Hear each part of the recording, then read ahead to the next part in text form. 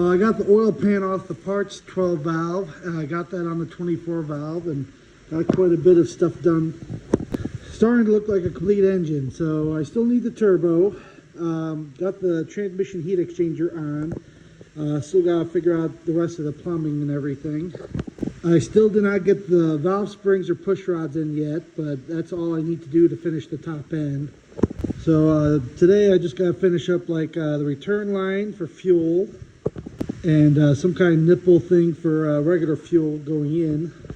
I still got to do the fuel pump eliminating plate piece. I got to go grab that. Otherwise I could just leave that on there. But I think right now I'm just going to work on getting the transmission separated off my old engine. And just get the engine off to the side for right now. See about getting that engine off the stand, bolted up to the transmission, and then I could take my old engine and put it on the stand. You know, sometimes it is nice to have a machine to use.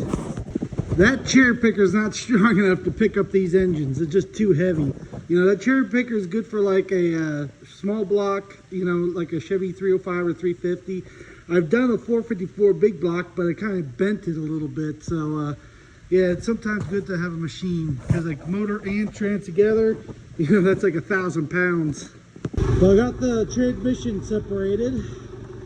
Up it goes.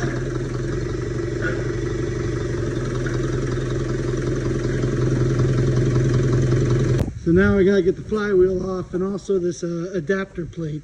I know I could use the one that came with the 24 valve or the one that came with that 12 valve, but I wanted to keep using my original bell housing and starter since I already have the wires and pigtails and everything ready to go. Well, I got that off, and one of the things that was really irritating is after I rebuilt this motor, this is a brand new rear main oil seal, and it was leaking like the first week I got it running. So that's one of the things I'm hoping I can fix while it's getting rebuilt again. But yeah, this is definitely the very first 12 valve. It doesn't have, you know, the extra motor mounts or extra ports for sensors. This is a basic 12 valve.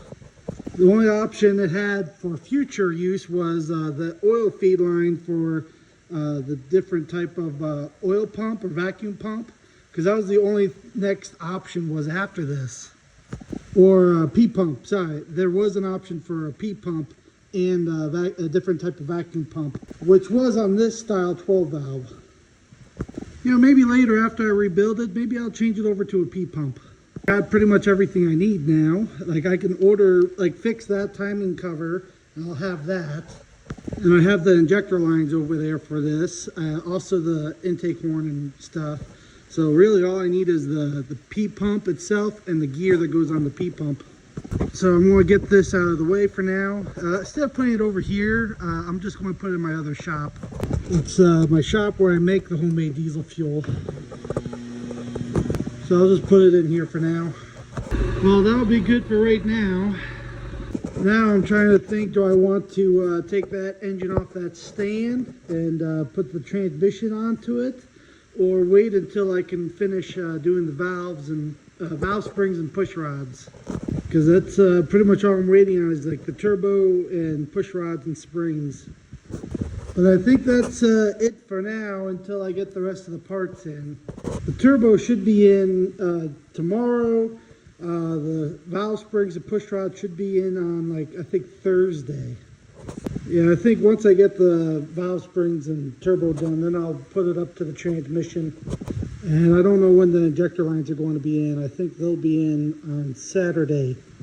And then the other parts like the transmission downshift cable and quite a few things are still on the way.